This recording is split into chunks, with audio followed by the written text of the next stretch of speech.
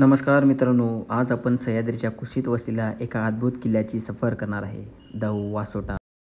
घनदाट जंगलात वसलेला हा किल्ला शिवरायांच्या पराक्रमाचा साक्षीदार आहे. ट्रेकर्स आणि इतिहासप्रेमींसाठी हा आव्हानात्मक आणि रोमांचक प्रवास आहे.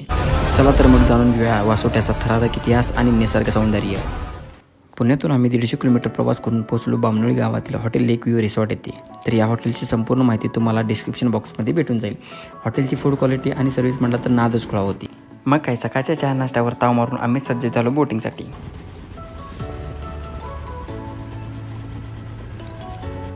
साधारण 1 ते 1.5 तासाचा प्रवास करत आम्ही पोहोचलो वासोट्या पोर्टच्या पायथ्याशी. तेथून पहिल्यांदा वन विभाग खात्याची परमिशन घेतली. प्लास्टिक बॉटलचा काउंट देऊन 500 रुपये डिपॉझिट ठेवले. किल्ल्यावर drone, plastic bottle, speaker, digital camera allowed नाही, सो ते नेणं टाळा. असा जोश अंगी बाळगत आम्ही आमच्या ट्रेकची सुरुवात केली.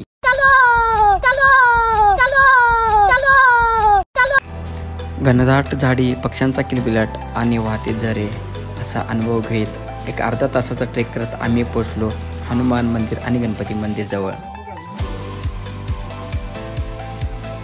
यानंतरच चालू होतो तो खरा ट्रेक.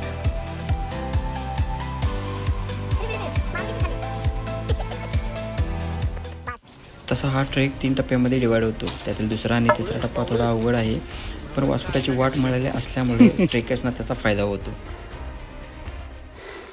लेकिन 1 सेकंड, लेकिन ये साला कर क्या रहा है यहाँ पे?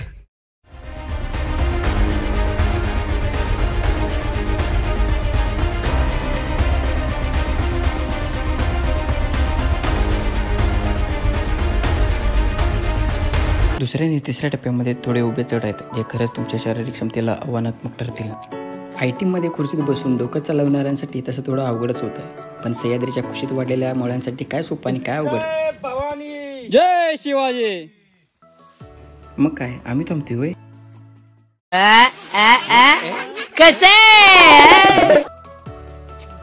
काही लग्न ठरलेले, काही झालेले आणि काही दुःखात असलेले.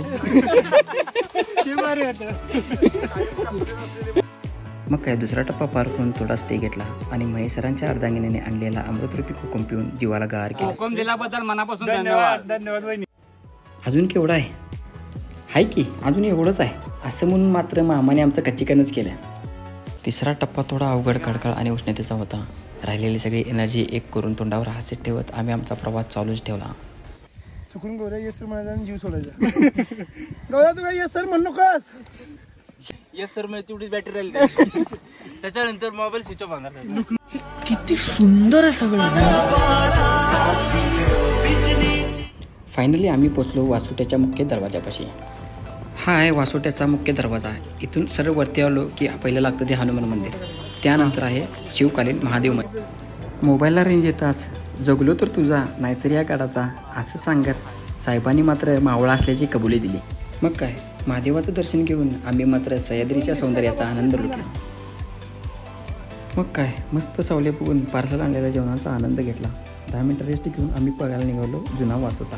तो आहे जुना वासोटा. जय महाराष्ट्र. जय महाराष्ट्र, जाऊ दे फास्ट असं म्हणत आम्ही गड उतरायला सुरुवात केली.